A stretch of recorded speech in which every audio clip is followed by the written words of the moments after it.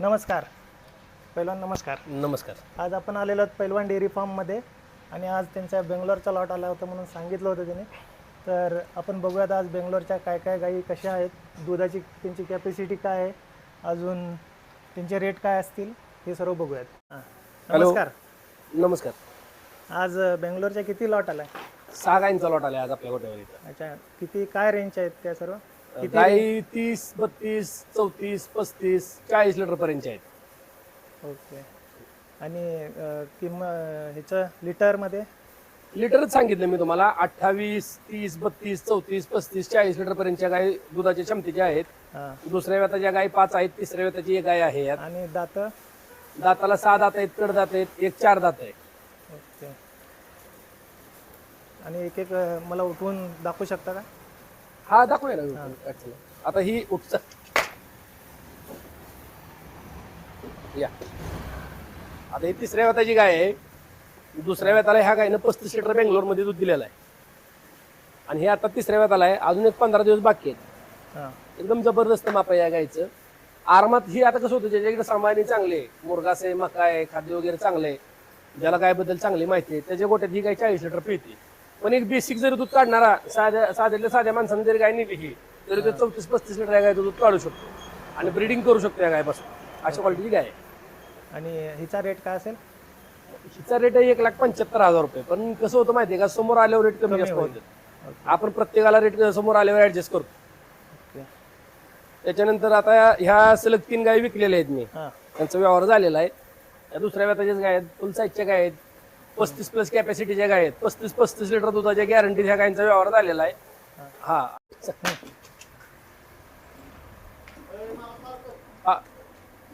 दुसऱ्या व्यताची आहे, कडदाती आहे, एबीएसच्या सिमेंटची आहे. आणि गायची ह्या मिल्क कॅपॅसिटी कमीत कमी 35 ते 40 लिटर आहे. 35 लिटरच्या गॅरंटी त्या गाय ठरलेल्या आहेत. एक 2 उठ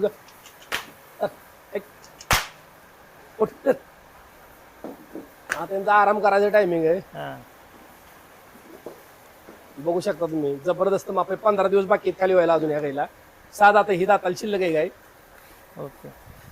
तसं काय बघितलं पाहिजे म्हणजे गायीमध्ये, की आता गायमध्ये बघण्यासारख्या बऱ्याच गोष्टी आहेत.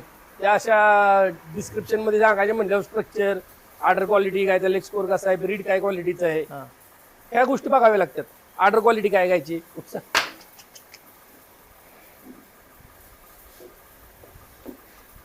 ही खाली झालेली गाय आहे. परवा दिवशी ट्रान्सफर म्हणजे तिथं आम्ही जेव्हा घेतली रविवारी ह्या गायची खरेदी झाली चिंतामणीमध्ये. सकाळी 7 वाजता वेलेली, 9:30 वाजता ह्या गायची वार पडली. मग 11 वाजता तिथनं गाय भरून इथं निघून आली गाडी इकडं. वार वगैरे पडल्यावर आपण भरली. आज सकाळी गायनं 10.5 लिटर दूध दिलं इथं. आता काय होतं, ह्या गायला पूर्ण दुधावर यायला 30 दिवस जातात. जी गाय वेलेली ती त्याला पूर्ण दुधावर यायला महिना लागतो. आणि जी गाय हिता आल्यानंतर 15 दिवसांनी खाली होती, 20 दिवसांनी खाली होती, ती गाय एक सरासरी 15 ते 20 दिवसात दुधावी होती. पण वेलेल्या गायला पूर्ण दुधावर यायला 1 महिना जातो रिकव्हरी व्हायला. हे तिन्ही गाय विकलेल्या आहेत? तिन्ही गाय विकलेल्या आहेत. ओके. ही तिसरी गाय? हा, ही 5 नंबरची गाय.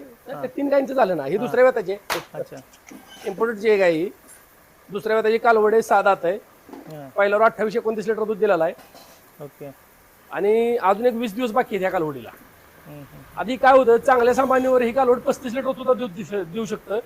पण एक 30 लिटरची माझ्यातनं गॅरंटी आहे या कालवडीची. 30 लिटर दुधाला आम्ही बांधलेली आहे कालवडीला.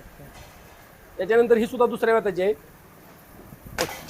KMF सिमेंटची गाय. सर, ही सुद्धा जबरदस्त माप आहे. काही गायचं 30-32 लिटरची कॅपॅसिटी आहे. ओके. आणि फॅट वगैरे जास्त राहते. 6 दात आहे. 6 दात. पहिला रू काय झालं मित्रांनो, ह्या लॉटला 2 लॉट झालं, मला त्या क्वालिटीची पहिला रू कालवड तिथे मिळाली नाही. गाय दिवशी पाठवायच्या म्हणजे 12 दिवस आपल्या गोट्यात राहतील. पूर्ण सेट करून व्यवस्थित पाठवून द्यायचे तिथून.